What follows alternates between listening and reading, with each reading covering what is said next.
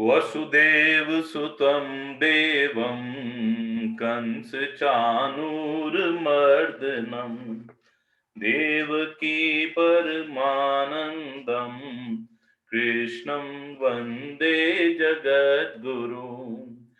अजोऽपि सन्व्ययात्मा भूतानामीश्वरोऽपि सन् प्रकृतिं स्वामधिष्ठाय सम्भवामि आत्ममायया। यदा यदा हि धर्मस्य ग्लानिर्भवति भारत अभ्युत्थानमधर्मस्य तदात्मानं सृजामि अहम्। परित्राणाय साधूनां विनाशाय च दुष्कृताम् धर्म संस्थापनार्थाय संभवामि युगे युगे। जन्म कर्म च मे दिव्यम् एवं यो वेत्ति तत्त्वतः त्यक्त्वा देहं पुनर्जन्म नैति मामेति सोऽर्जुन। वीतराग भय क्रोधा मन्मया माम् उपाश्रिता बहवो ज्ञान तपसा पूता मद भावम आगता। हरे कृष्ण हरे कृष्ण। आप सभी वैष्णव वृंदों के चरणों में मेरा दंडवत नमन स्वीकार करें। देखिए, हमने अब तक 9वें श्लोक तक का अध्ययन किया है। 9वें श्लोक तक हमें दो महत्वपूर्ण बातें तो पता लग चुकी हैं। पहली, जब पहले श्लोक में धृतराष्ट्र के द्वारा मामकाहा और पांडवाहा, मेरे पुत्रों और पांडु के पुत्रों ने क्या किया, तो वहीं से हमें महाभारत के युद्ध के कारणों का पता लग सकता है। दूसरी बात, दुर्योधन के द्वारा पहले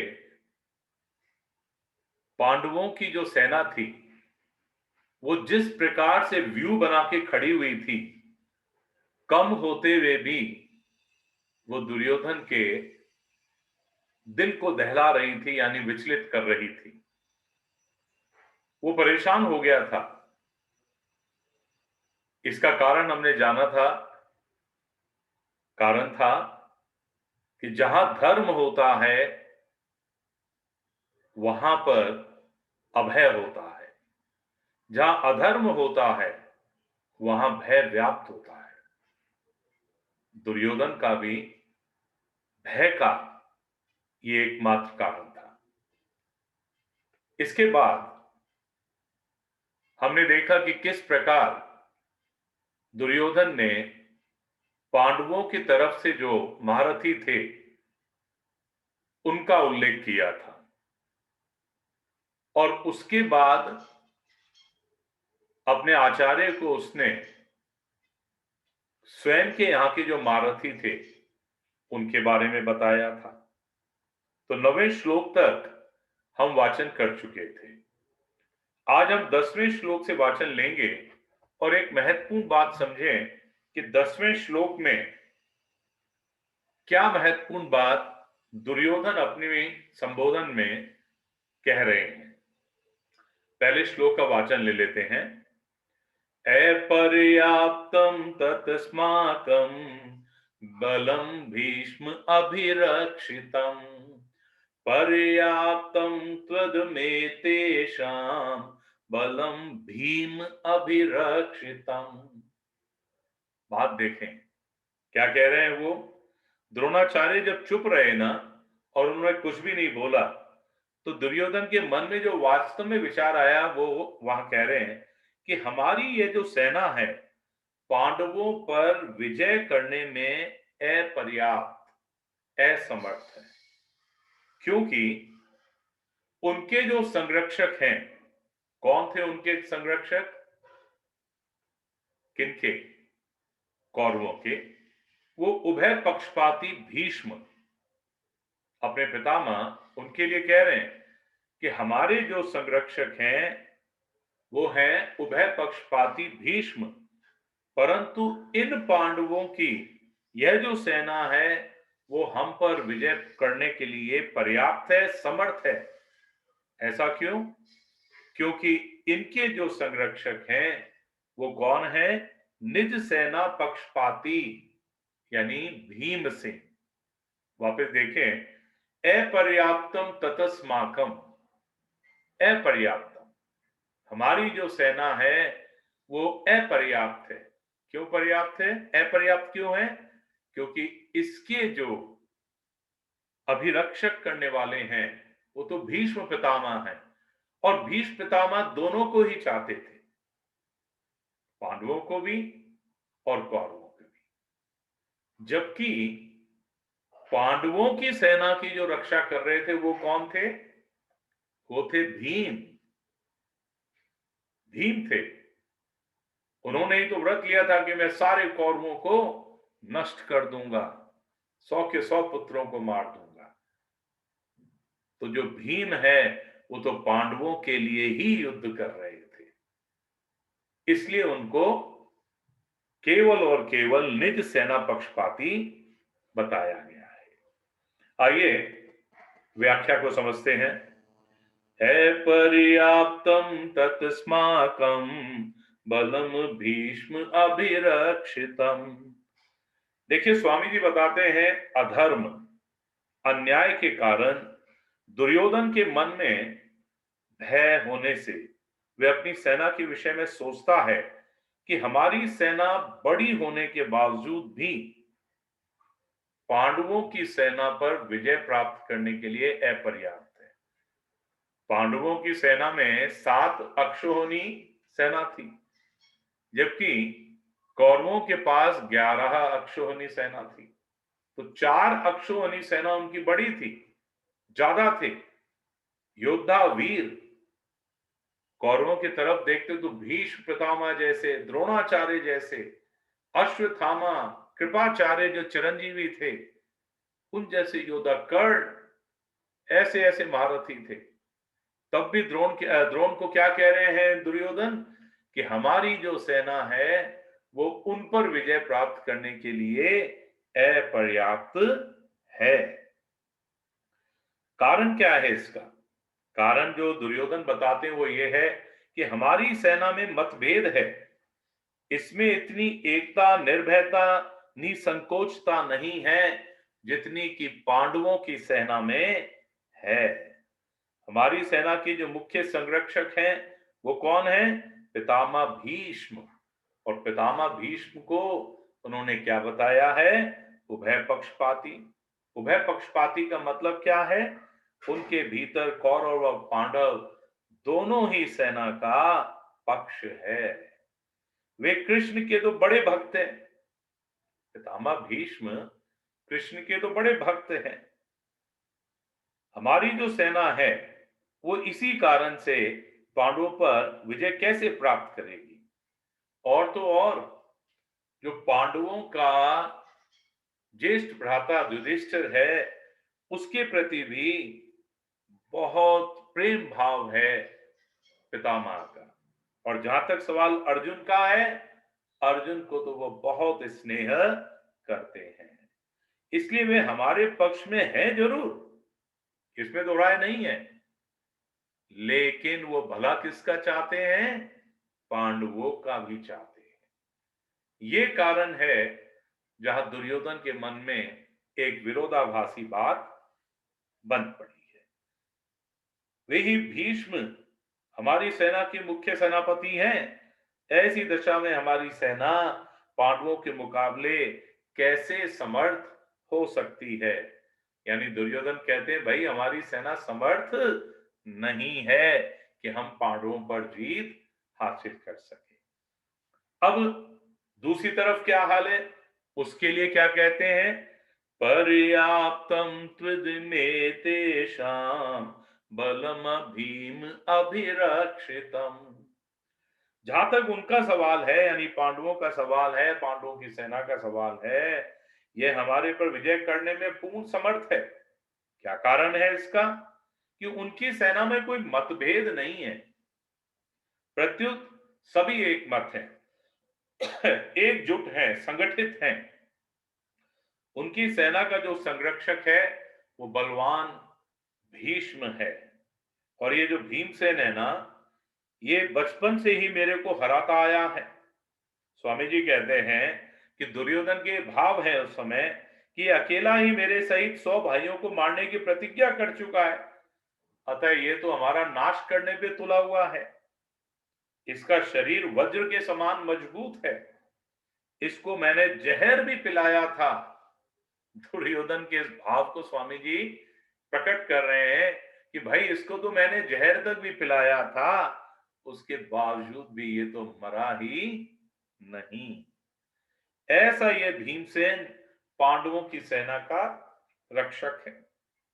इसलिए ये जो सेना है पांडवों की, ये समर्थ है, पूर्ण है। अब देखिए यहां एक शंका हो सकती है। क्या शंका हो सकती है? कि दुर्योधन ने अपनी सेना के संरक्षक के लिए तो भीष्म जी का नाम लिया, और भीष्म जी कौन थे? कौरव के सेना जो थी उनके सेनापति थे। लेकिन पांडव सेना के संरक्षण के लिए उन्होंने धृष्टद्युम्न का नाम नहीं लिया, भीमसेन का नाम लिया। और भीमसेन तो सेनापति थे ही नहीं। तो ये शंका जो है, इसके समाधान के लिए स्वामी जी कहते हैं कि दुर्योधन इस समय सेनापतियों की बात नहीं सोच रहा है। वो तो क्या सोच रहा है? दोनों सेनाओं की जो ताकत है, शक्ति है, उसके बारे में। और उसको लग रहा है कि जो पांडवों की जो सेना है उसकी शक्ति ज्यादा है। क्यों? क्योंकि वहां पर केवल और केवल पांडवों का हित साधने वाला भीमसेन जैसे योद्धा हैं, और हमारे यहाँ तो दोनों ही पक्षों का साथ रखने वाले, दोनों ही पक्षों को समर्थन देने वाले भीम जैसे, भीष्म पितामह जैसे संरक्षक हैं। तो दुर्योधन पर आरंभ से ही भीमसेन की शक्ति का, बलवत्ता का बहुत अधिक प्रभाव है। अतः वह पांडव सेना के संरक्षक के लिए केवल और केवल किसका नाम ले रहा है? भीमसेन का। वरना आप देखिए, अर्जुन भी योद्धा थे, उसका नाम तो नहीं लिया। कृष्ण भी उनकी तरफ से थे, हालांकि सारथी बने हुए थे, उनका नाम नहीं लिया। तो दुर्योधन के ऊपर दिमाग में अगर कोई बात बैठी हुई थी तो किसका डर बैठा हुआ था? भीमसेन, उसका डर बैठा हुआ था। अब यहां पर स्वामी जी एक बहुत विशेष बात की तरफ ध्यानाकर्षण करा रहे हैं। आइए उस पर भी गौर करते हैं। अर्जुन कौरव सेना को देखकर किसी के पास न जाकर हाथ में धनुष उठाते हैं, पर दुर्योधन पांडव सेना को देखकर दुर्योधन द्रोणाचार्य के पास जाते हैं। देखिए दोनों में अंतर देखिए आप। अर्जुन किसी के पास नहीं गया था, वो तो एकदम अपने गांडीव को उठाकर युद्ध के लिए तत्पर हो गया था। लेकिन दुर्योधन सबसे पहले किसके पास गया? द्रोणाचार्य के पास, और उनसे पांडवों की व्यूह युक्त सेना को देखने के लिए कहता है। इससे क्या सिद्ध होता है भाई? दुर्योधन के हृदय में जो बैठा हुआ भय है वो इसको सिद्ध कर रहा है। देखिए आगे आएगा, उसका भी यहां उल्लेख है कि जब कौरवों की सेना के शंख आदि बाजे बजे, तब उनके शब्द का पांडव सेना पर बिल्कुल भी असर नहीं हुआ। नहीं हुआ, वो वैसे के वैसे रहे। परंतु जब पांडवों की सेना के शंख बजे, तब उनके शब्द से दुर्योधन आदि के हृदय क्या हो गए थे? विदीर्ण हो गए थे। इससे क्या सिद्ध होता है? सिद्ध ये होता है कि अधर्म अन्याय का पक्ष लेने के कारण दुर्योधन आदि के जो हृदय हैं वो बड़े कमजोर हो गए थे, और उनमें भय व्याप्त हो गया था। और जब भीतर में भय होता है तो वह चालाकी से द्रोणाचार्य को प्रसन्न करना चाहता है। इसीलिए पांडवों के विरुद्ध वो उकसाने के लिए द्रोणाचार्य के पास नजदीक गया। अब देखिए, दुर्योधन के हृदय में तो अधर्म है, अन्याय है, पाप है। अन्याय पापी व्यक्ति कभी निर्भय और सुख शांति से रह ही नहीं सकता। स्वामी जी यही बात हम सबको समझा रहे हैं कि जब कौरवों के मन में इस प्रकार की भावना थी, तभी तो वो भययुक्त थे। और उसके माध्यम से आप और मुझे समझा रहे हैं कि हमें कभी भी अधर्म, अन्याय नहीं करना चाहिए, है ना? अर्जुन के भीतर धर्म है, न्याय है, इसलिए अर्जुन के भीतर अपना स्वार्थ सिद्ध करने के लिए चालाकी नहीं है, भय नहीं है, उत्साह है, वीरता है। तभी तो वे वीरता में आकर सेना निरीक्षण के लिए भगवान को आज्ञा देते हैं। आपको स्मरण होगा वो क्या कह रहे हैं कि हे अच्युत, दोनों सेनाओं के मध्य में मेरे रथ को खड़ा कर दीजिए। आएगा आगे 21वें श्लोक में आएगा ये। वहां जाके, क्योंकि वो तो युद्ध करना चाहते थे और इसलिए वो वहां पर बड़ी वीरता से कहते हैं कि हे भगवान, हे अच्युत, मुझे मेरे रथ को दोनों सेनाओं के बीच में खड़ा कर दीजिए।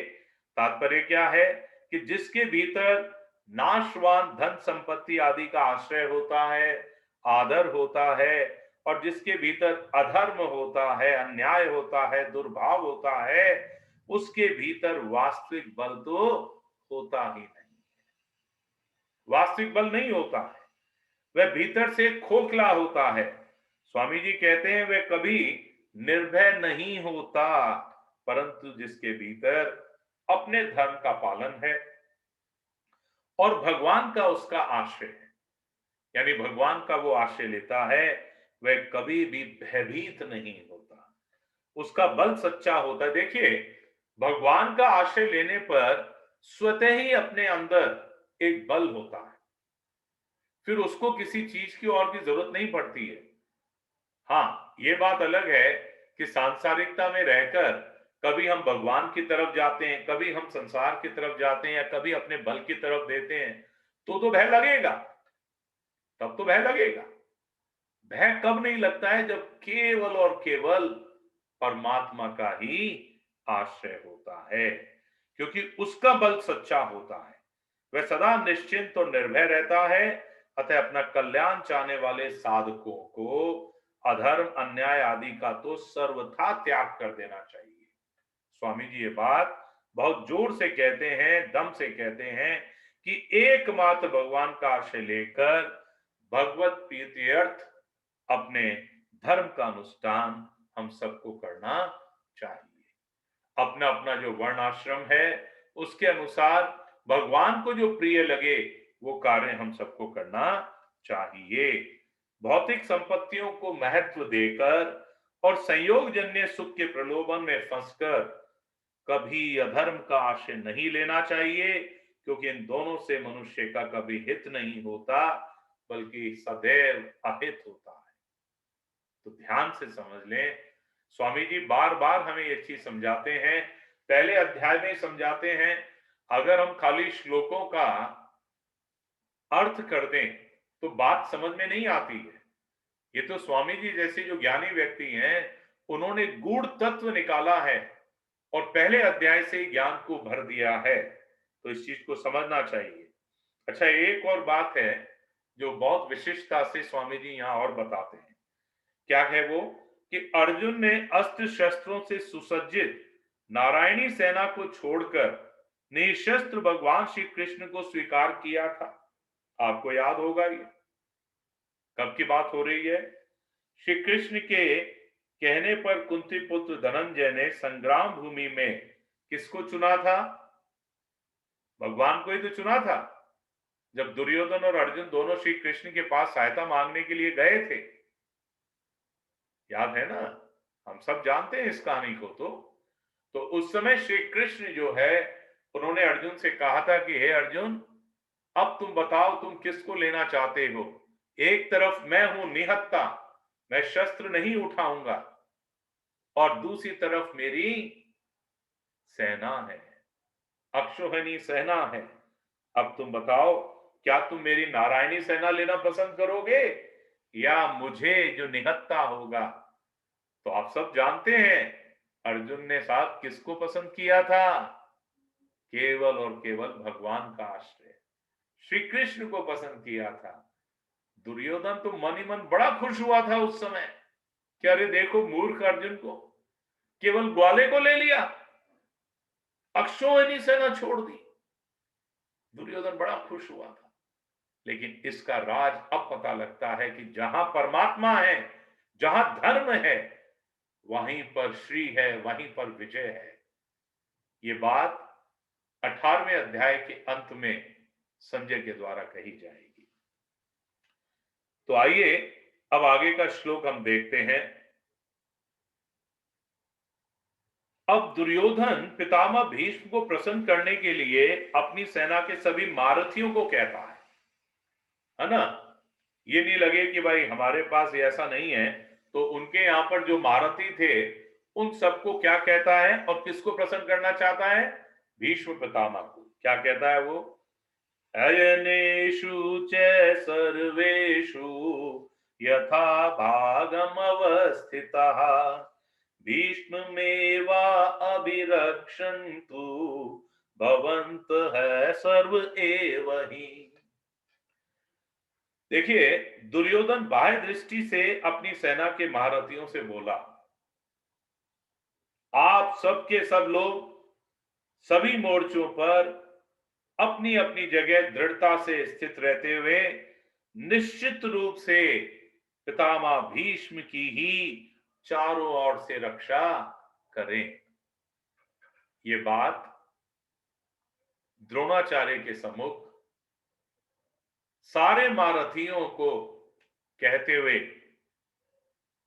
दुर्योधन भीष्म पितामह को प्रसन्न करना चाहता है। आइए स्वामी जी की व्याख्या पे दृष्टि डालते हैं। अनेषु च सर्वेषु यथा भागम अवस्थितः भीष्ममेवाभि अभिरक्षन्तु भवन्तः सर्व एव हि। जिन जिन मोर्चों पर आपकी नियुक्ति कर दी गई है, आप सभी योद्धा लोग उन्हीं मोर्चों पर दृढ़ता से स्थिर रहते हुए सब तरह से, सब प्रकार से भीष्म जी की रक्षा करें। ऐसा क्यों कह रहे हैं वो? भाई भीष्म जी, पहली बात तो यह है इच्छा मृत्यु वरदान प्राप्त थे। दूसरी बात, कौरवों की सेना के सेनापति थे। तो जब तक सेनापति है, हमारी सेना तो कभी हार ही नहीं सकती। विचार करिए, जब तक सेनापति मौजूद है तो कैसे हार जाएगी सेना? सेनापति वो भी कौन? भीष्म पितामह जैसा योद्धा। तो उनको खुश करने के लिए दुर्योधन ने अपने सारे के सारे योद्धाओं को कहा कि तुम भीष्म जी की रक्षा करो। अब देखिए, भीष्म जी की सब ओर से रक्षा करें, यह कहकर दुर्योधन भीष्म जी को भीतर ही भीतर अपने पक्ष में लाना चाहता है। ऐसा कहने का एक भाव और है। क्या भाव है वो? कि जब भीष्म जी युद्ध करें तब किसी भी व्यू द्वार से शिखंडी उनके सामने ना आ जाए। ये आप लोग ख्याल रखें, क्योंकि अगर शिखंडी उनके सामने आ जाएगा तो भीष्म जी जो हैं वो उस पर शस्त्रास्त्र नहीं करेंगे। और यही कारण है कि शिखंडी, पहले देखिए आपको ये बात चर्चा में आ चुकी है कि भीष्म जी जानते थे कि शिखंडी पूर्व जन्म में स्त्री था और इस जन्म में भी वो पहले स्त्री था, बाद में वो पुरुष बना है। इसलिए भीष्म जी उसको क्या समझते थे कि ये तो स्त्री ही है, और उन्होंने शिखंडी से युद्ध न करने की प्रतिज्ञा कर रखी है। यह शिखंडी शंकर के वरदान से भीष्म जी को मारने के लिए ही पैदा हुआ है। अतः जब शिखंडी से भीष्म जी की रक्षा हो जाएगी तो फिर वे सबको मार देंगे, जिससे निश्चित ही विजय किसकी होगी? हमारी होगी। इस बात को लेकर दुर्योधन सभी महारथियों से भीष्म जी की रक्षा करने के लिए कह रहा है। तो दुर्योधन के मन में हर क्षण एक भाव ये रहता है कि हम ऐसा कर लेंगे तो ये होगा, वैसा कर लेंगे तो ये होगा।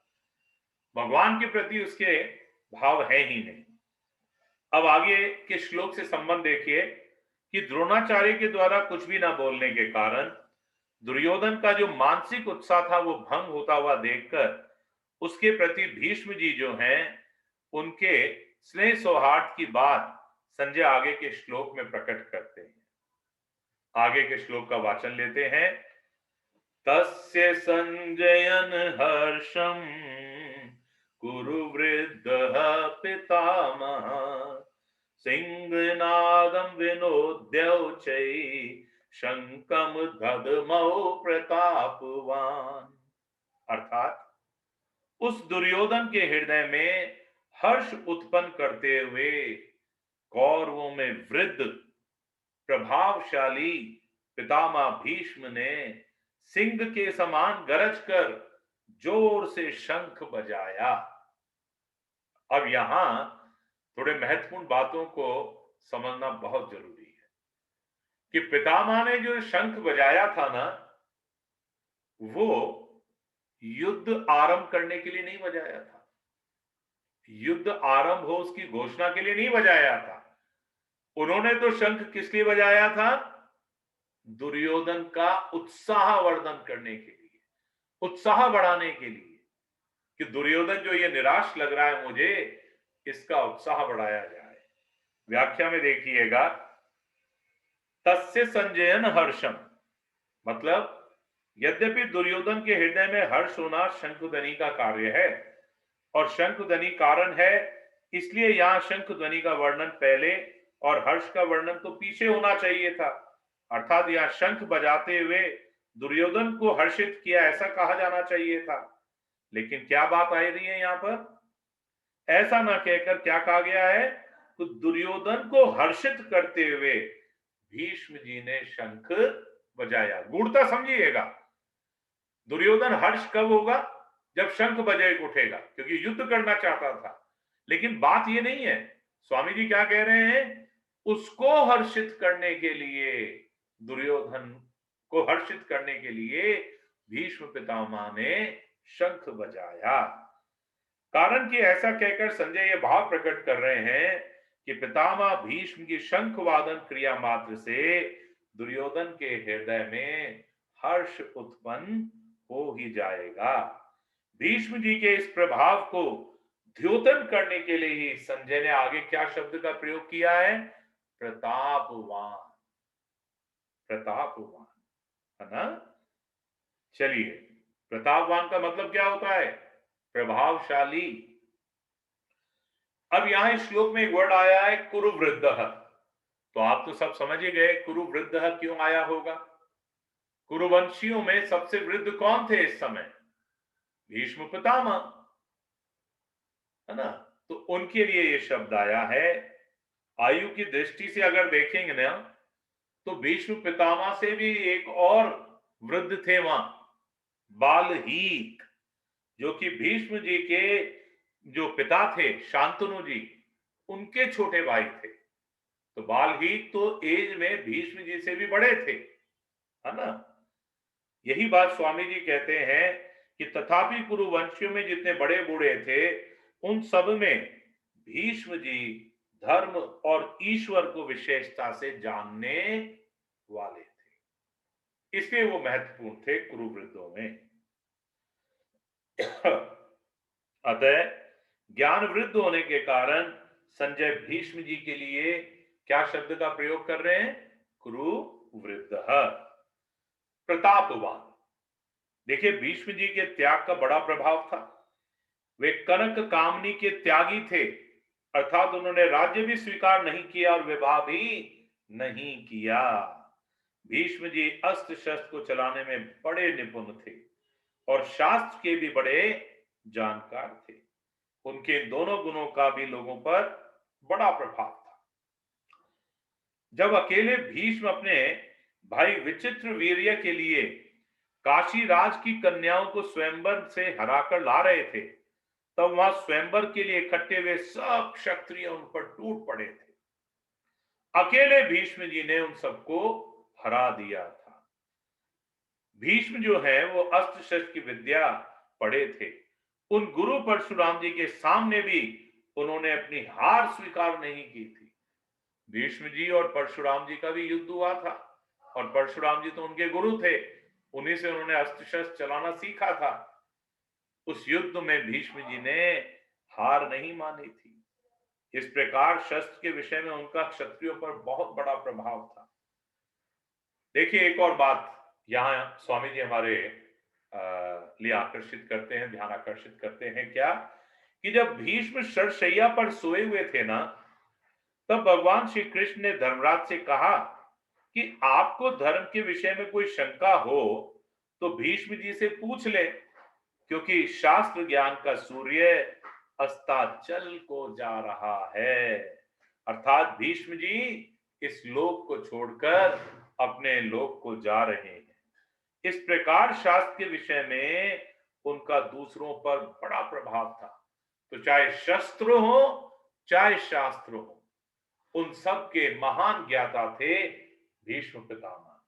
और युधिष्ठिर को राजनीति का ज्ञान दिलाने के लिए भी श्री कृष्ण ने उन्हें भीष्म पितामह की शरण में जाने के लिए कहा था। पितामह, देखिए इस पद का आशय यह मालूम देता है कि दुर्योधन के द्वारा चालाकी से कही गई बातों का द्रोणाचार्य ने कोई उत्तर नहीं दिया था। उन्होंने यही समझा कि दुर्योधन चालाकी से मेरे को ठगना चाहता है, इसलिए वो चुप रहे। कौन? द्रोणाचार्य। परंतु पितामह जो कि उनके दादा हैं, दादा होने के नाते भीष्म जी को दुर्योधन की चालाकी में उसका बचपना दिखता है। दादा जो है उसको पोते तो बड़े प्यारे होते हैं ना। पोता चाहे कितना ही बड़ा हो जाए, दादा के लिए तो वही रहता है। तो भीष्म जी के साथ भी तो यही बात है। इसलिए उनको क्या नजर आ रहा है दुर्योधन की इस चालाकी में? अपने पोते की चालाकी। और उसको खुश करने के लिए ही उन्होंने ये आगे शंख बजाया।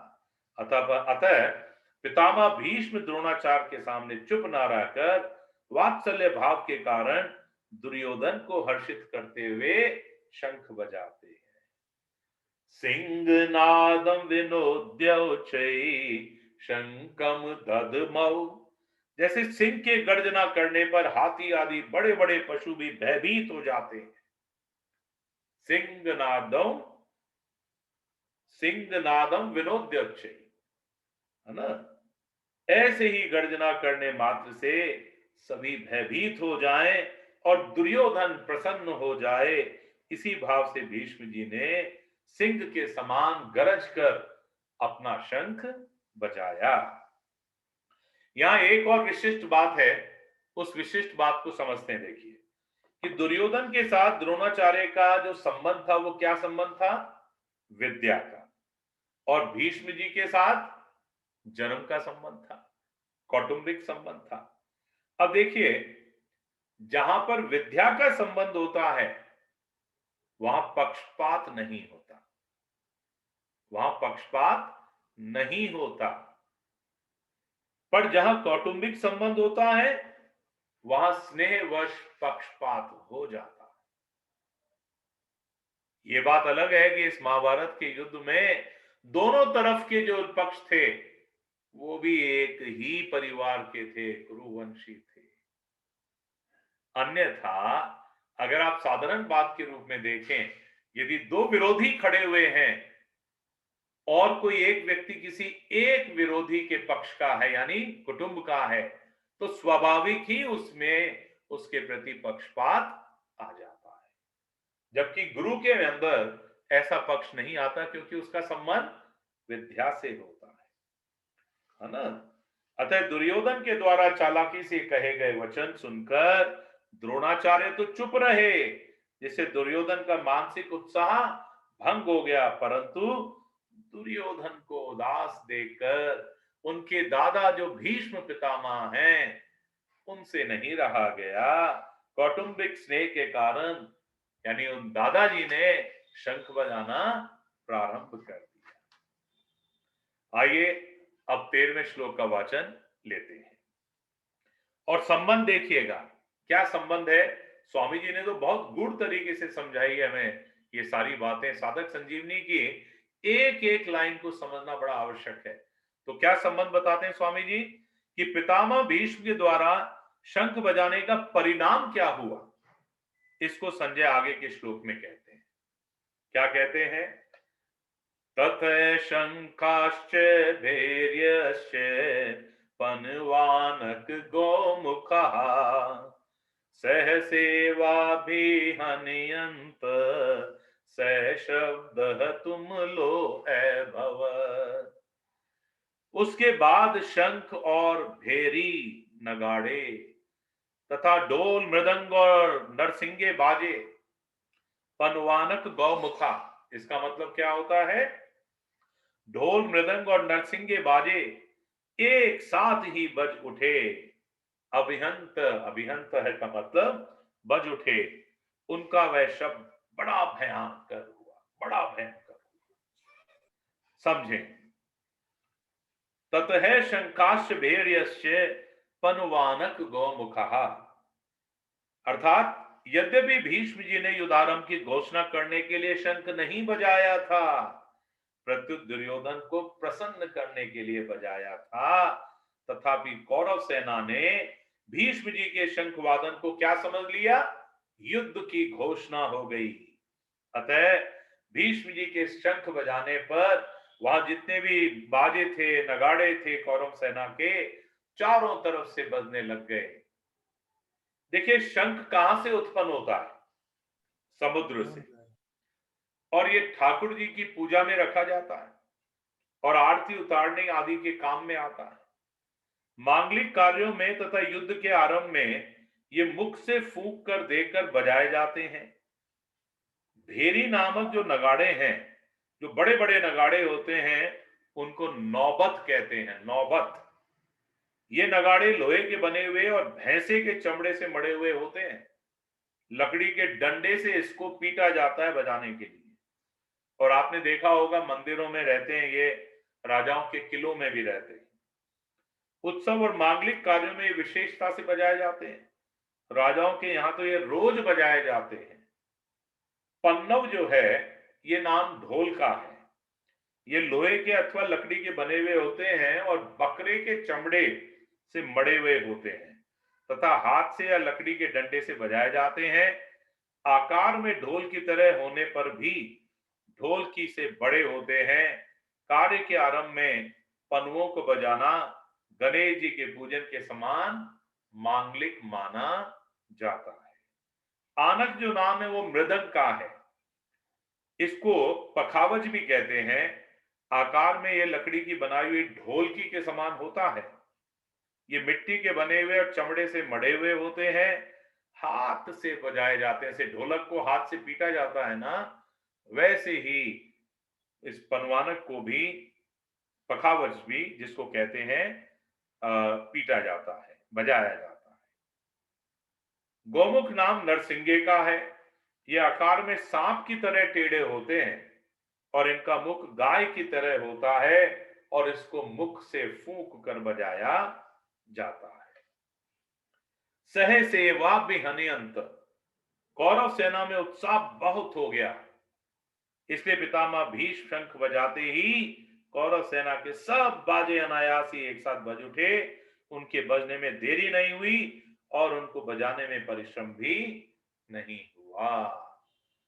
स शब्द तुमलो भवत, यानी अलग अलग विभागों में, टुकड़ियों में खड़ी हुई जो कौरव सेना के शंख आदि बाजों का शब्द बहुत भयंकर हुआ, अर्थात उनकी आवाज बड़ी जोर से गूंजती रही। तो ये अंश जो आया है वो आपको ये बताने के लिए कि भीष्म पितामह ने दुर्योधन को खुश करने के लिए जब शंख बजाया, जबकि उनका उद्देश्य किसी भी प्रकार से युद्ध आरंभ करने की घोषणा का नहीं था, लेकिन युद्ध को जो उतावले थे कौरव, वो एकदम जो है समझने लगे कि अरे वाह, युद्ध आरंभ हो गया, और उन्होंने अपने सारे बाजे, पनवानक, ढोलक, मृदंग बजाने चालू कर दिए। अब इसका संबंध देखिए। इस अध्याय के आरंभ में ही धृतराष्ट्र ने संजय से पूछा था कि युद्ध क्षेत्र में मेरे और पांडु के पुत्रों ने क्या किया। अतः संजय ने दूसरे श्लोक से 13वें श्लोक तक क्या बताया कि धृतराष्ट्र के पुत्रों ने क्या किया। धृतराष्ट्र के पुत्रों ने क्या किया। अब आगे के श्लोक में संजय पांडु के पुत्रों ने क्या किया, इस बात को समझाते हैं। आइए 14वें श्लोक का वाचन लेते हैं। तत है श्वेत युक्ते महति स्यंदने स्थितौ माधवः पांडवः चैव दिव्यौ शंकौ प्रदमतु।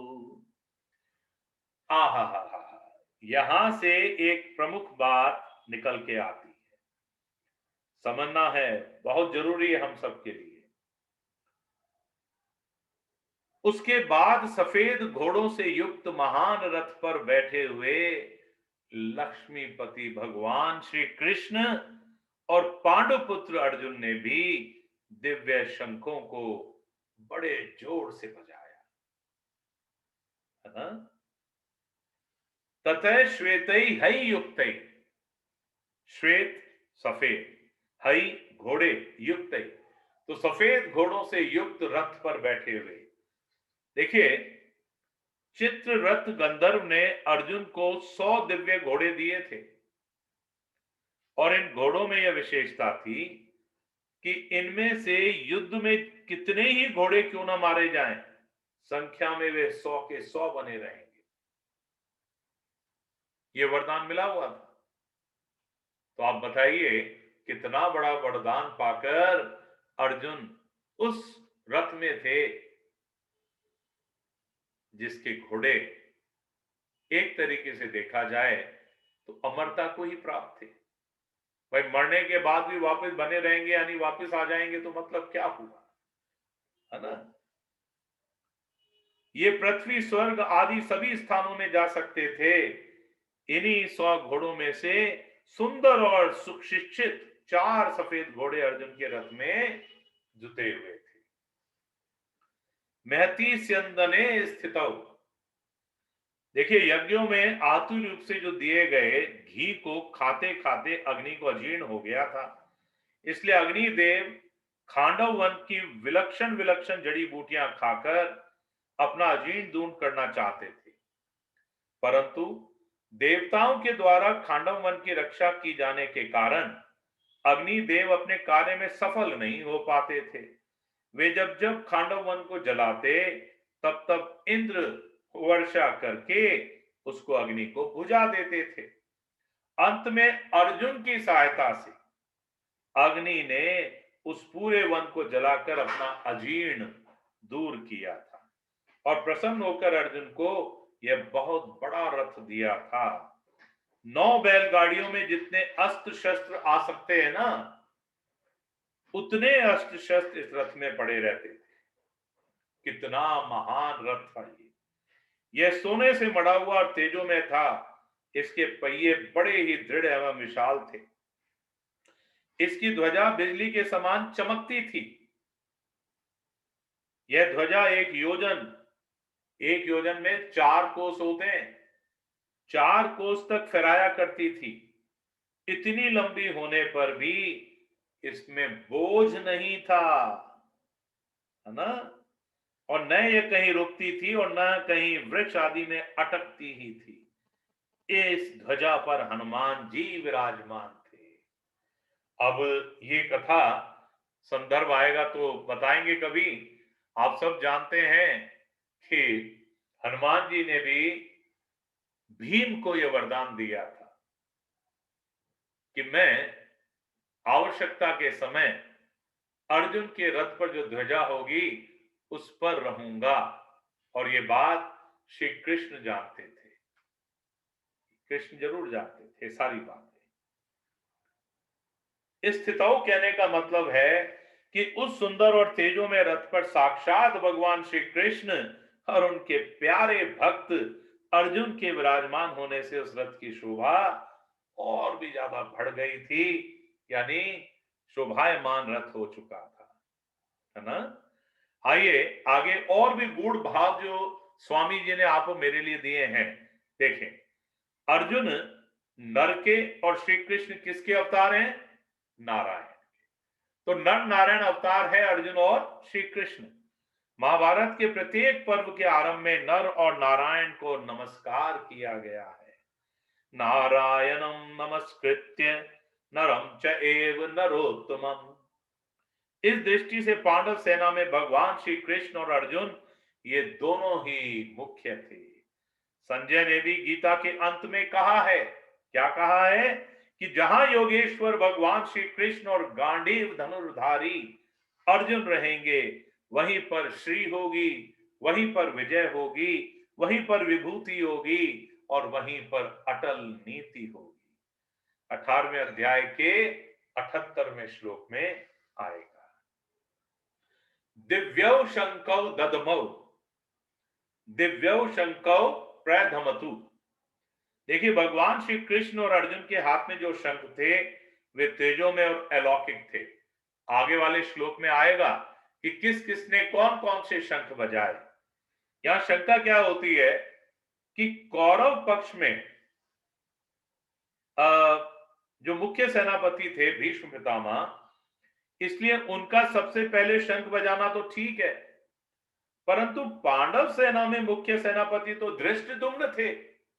अब उनके रहते हुए सारथी बने हुए भगवान श्री कृष्ण ने सबसे पहले शंख क्यों बजाया? क्या कारण है इसका? इसका समाधान ये देखिए कि भगवान सारथी बन चाहे मारथी बने, उनकी मुख्यता कभी मिट सकती है क्या? बताइए। भगवान कुछ भी बन जाए, उनकी मुख्यता कभी मिटेगी क्या? तो वो तो सबसे प्रमुख ही रहेंगे। स्वामी जी के भाव आप देखिए, पकड़ेंगे तो आप सहमत हुए बिना नहीं रहेंगे। असहमति आपकी कहीं आ ही नहीं सकती है। जहां भगवान है वो सर्वश्रेष्ठ है, तो उनसे महत्वपूर्ण और कौन हो सकता है? कोई नहीं हो सकता, है ना? वे जिस किसी पद पर रहे सदा सबसे ऊंचे बने रहते हैं, बड़े बने रहते हैं, कारण वे अच्युत हैं, कभी अपने मार्ग से च्युत नहीं होते। पांडव सेना में भगवान श्री कृष्ण ही मुख्य थे और वे ही सबका संचालन करते थे। जब वे बाल्यावस्था में थे उस समय भी नंद, उपनंद आदि सब उनकी बातें माना करते थे। जरा स्मरण करिए श्री कृष्ण की बाल लीलाओं का। जब वृंदावन में, गोलोक में वो रहा करते थे बचपन में, तो अपनी लीलाओं के द्वारा सबको बांध लिया करते थे। और कृष्ण इतने छोटे से, और नंद और यशोदा जी माता, इतने बड़े बड़े लोग, दामोदर आदि, सब उनकी बातों को फॉलो करते थे। तभी तो उन्होंने बालक श्री कृष्ण के कहने से परंपरा से चली आ रही कौन सी पूजा? इंद्र पूजा बंद कर दी थी ना, और गोवर्धन पूजा प्रारंभ करा दी थी। जबकि बालक के मुख से निकली हुई बात क्यों माने भाई? लेकिन ये बालक और कोई नहीं, परमात्मा श्री कृष्ण थे। तो कहने का मतलब यह है, स्वामी जी ये बता रहे हैं कि भगवान जहां पर हैं सर्वश्रेष्ठ तो वही हैं, वे ही मुख्य हैं। इसलिए भगवान ने पांडव सेना में सबसे पहले शंख बजाया। आगे स्वामी जी कहते हैं, जो स्वयं छोटा होता है वही ऊंचे स्थान पर नियुक्त होने से बड़ा माना जाता है। अतः जो ऊंचे स्थान के कारण अपने को बड़ा मानता है वह स्वयं वास्तव में तो छोटा ही होता है। परंतु जो स्वयं बड़ा होता है वह जहां भी होता है, जहां भी रहता है, उसके कारण वो स्थान बड़ा हो जाता है। आप विचार करके देखिए, जहां जहां पर संत महात्मा जाते हैं वही स्थान तो तीर्थ बन जाता है कि नहीं? विचार करिए। और उस तीर्थ स्थान के ऊपर लोग जाते हैं दर्शन के लिए। इसलिए चाहे कोई छोटा क्यों ना हो, लेकिन अगर भगवान के अंदर विश्वास रखने वाला है, भगवान के द्वारा बताए गए बातों पे आचरण के द्वारा अपना जीवन यापन करता है और लोगों को उस पथ पर चलने के लिए कहता है, तो अपने आप ही वो स्थान बड़ा बन जाता है। जैसे भगवान या सारथी बने हैं, तो उनके कारण वे जो सारथी का स्थान है ये भी बहुत ऊंचा स्थान है। टाइम कितना हुआ साहब? 7 मिनट बाकी हैं। तो आज हम यहीं तक करते हैं। और हाँ, 2-3 विशेष बातें मैं आपके मन में ला दूं। अब आगे करीब 15 से लेके और 19वें श्लोक तक कोई ज्यादा व्याख्या नहीं आएगी। अलग अलग तरीके के शंख बाजे बजेंगे, तो किसने कौन सा शंख बजाया, किसने कौन सा शंख बजाया, ये चीज आपको बताई जाएगी। तो हम लोग इसी प्रकार से आगे समझेंगे कि जो महत्वपूर्ण अंश है उसको तो बहुत डिटेल में लेना है, और जो बहुत साधारण सी बात है वो साधारण से अगर आप पढ़ेंगे भी तो आपको समझ में आ ही जाएगी। हरे कृष्ण, हरे कृष्ण। तो आज मैं अपनी वाणी को यहीं विराम दूंगा, और अब आप लोग, आपका कोई भी प्रश्न हो तो आप निसंदेह अपने प्रश्न के लिए एक एक करके अनम्यूट करिएगा। मार्कंडेय ऋषि के बारे में जो आपने जानना चाहा था शोभा जी, तो मैंने उसके लिए सूचना ग्रुप में दे दी है। आप लोग कृपया इस प्रकार के जो प्रश्न, जो मैं स्वयं स्वीकार करता हूं, मुझे डिटेल नहीं मालूम थी, तो मैंने उसको देखकर, समझकर, और मेरे एक मित्र हैं, आज शायद शर्मा जी यहाँ नहीं आए हैं, तो उन्होंने भी उसके बारे में बताया, और उस आधार पर ये चीज आपको लिंक भेजा है, तो आप उसको पढ़िएगा। आपको सब चीज समझ में आ जाएगी कि किस प्रकार मार्कंडेय ऋषि चिरंजीवी हुए थे, है ना। दूसरी बात, अशोक जी आपने सत्य के बारे में पूछा था, तो मैंने आपको यह निवेदन किया था कि सत्य किस संदर्भ में आया है ये जानना बड़ा जरूरी है। वैसे अगर आप और गूढ़ता से देखें तो सत्य तो केवल एक ही है, जो हमने कल भी देखा था, यानी पिछली क्लास में, और वो है परमात्मा। परमात्मा के अलावा सत्य कुछ है ही नहीं। हाँ, जिस संदर्भ में आपने कहा कि 5 या 6 हैं, तो वो संदर्भित बात आप जब मेरे ध्यान में लाएंगे तो उसकी चर्चा भी कर लेंगे। अब आपका कोई प्रश्न हो तो मुझ पर कृपा करें, बताएं अपना प्रश्न, रखें हमारे इस सभा मंच पे।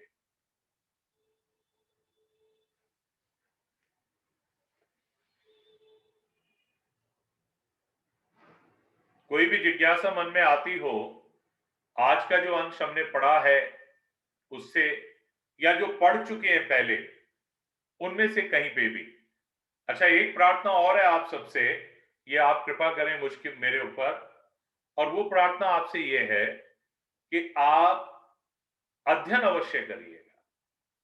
स्व अध्याय जितना होगा उतना ही आपको और समझ में आएगा। ये बात मैंने पिछले ग्रुप क्लास में भी आप लोगों को निवेदन स्वरूप कही थी कि खाली सुनने से थोड़ा लाभ अवश्य होगा, लेकिन भरपूर लाभ नहीं होगा। लेकिन स्वाध्ययन से, जो स्व अध्ययन करेंगे आप, उससे आपको बहुत लाभ होगा। और सर्वश्रेष्ठ समय तो एक ही है, सुबह सुबह उठकर करिए। सुबह की वेला में अगर आप अध्ययन कर लें तो बहुत लाभ होगा। कोई प्रश्न हो तो आप बताएं। हरे कृष्णा सर। हरे कृष्णा वंदिता जी, जी रखिए, प्रश्न रखिए आपका। सर एक बात पूछनी थी, क्या हम ये जो हमारी क्लासेस होती हैं इनकी रिकॉर्डिंग हमें मिल सकती है?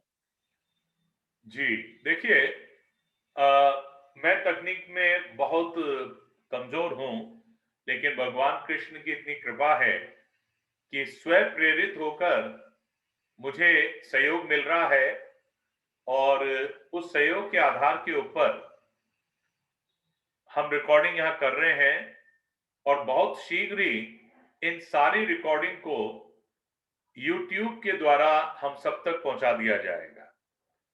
तो आप जब भी कभी कोई क्लास यदि मिस भी कर देंगे, तो प्रयास ये रहेगा कि आप YouTube के उस लिंक पर जाकर और जरूर उसको देखें। इसके लिए प्रयास जो है प्रथम अवस्था में है, और जैसे ही ये पूर्ण हो जाते हैं मैं आपकी सेवा में अवश्य रख दूंगा। बहुत ठीक है। अच्छा सर। जी जी सर, अरे, एक बात आज की कक्षा के बारे में पूछनी थी। हाँ हाँ पूछिए। भीष्म के जो पिता थे शांतनु, जी, उनके छोटे भाई का नाम मैं ढंग से सुन नहीं पाई। अच्छा, उनके छोटे भाई का नाम आप सुन नहीं पाई थी, है ना। मैंने अवश्य लिया तो था आपको वो नाम। भैया उनका नाम विचित्र वीर्य था। हाँ, विचित्र वीर्य, विचित्र वीर्य, विचित्र वीर्य थे, जो कि शांतनु जी के छोटे भाई थे। बहुत बहुत धन्यवाद मधु जी, आपने तुरंत स्मरण करा दिया। हरे कृष्णा। हरे कृष्णा साहब, हरे कृष्णा भाभी जी। और किसी का कोई प्रश्न?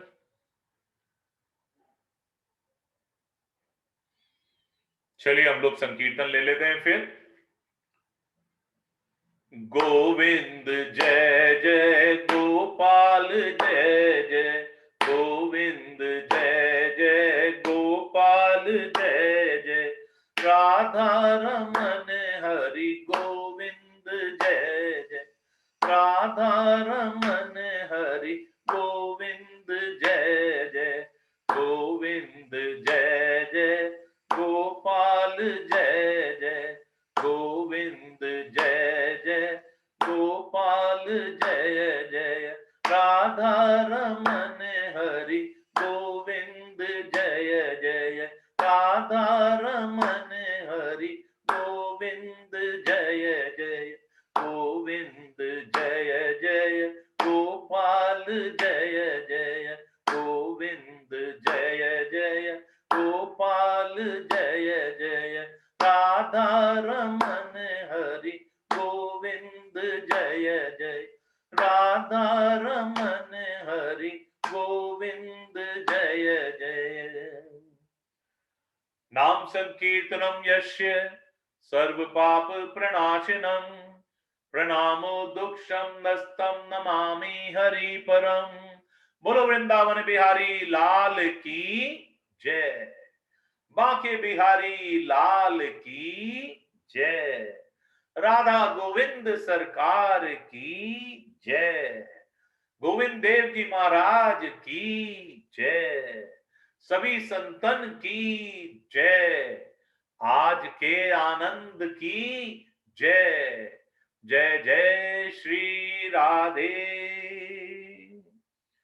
आप सभी वैष्णव वृंदों के चरणों में मेरा दंडवत नमन स्वीकार करें। हरे कृष्णा हरे कृष्णा। 1 मिनट रुकिएगा आप लोग।